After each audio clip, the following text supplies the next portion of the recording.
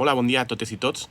Només comentar molt ràpidament que, com sabeu, ja hi ha sentència del Tribunal Constitucional sobre la llei d'amnistia.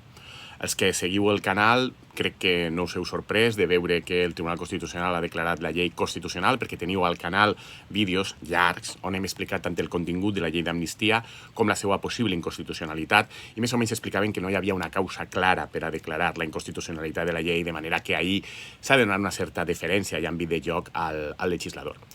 De fet, és el que fa la sentència. La sentència, diguem-ne que té dos eixos molt clars. El primer és dir que a la Constitució no hi ha cap prohibició de la possibilitat que el legislador faci una llei d'amnistia. Sí que hi ha una prohibició que el govern, que el poder executiu, però això és una cosa diferent, perquè són poders diferents que ho fan, faci indults generals.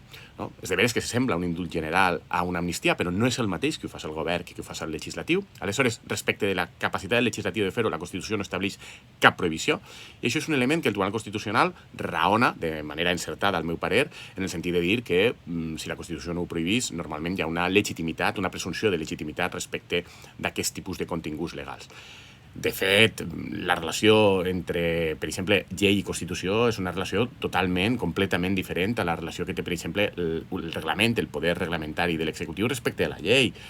I fins i tot, respecte a la llei, hem acabat acceptant els reglaments independents. De manera que és perfectament normal, perfectament sòlid, perfectament jurídic, que davant del silenci la interpretació per defecte siga que un poder democràtic té capacitat per a fer les coses a partir de les seues decisions i de la seva composició democràtica respecte al que pensa que és més adequat, més adient i més positiu per la societat.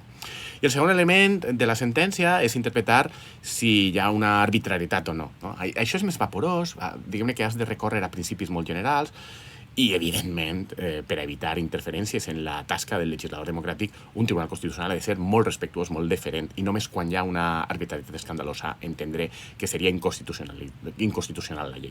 No ha estat el cas, i per aquestes dues raons el Tribunal Constitucional diu que no hi ha problema.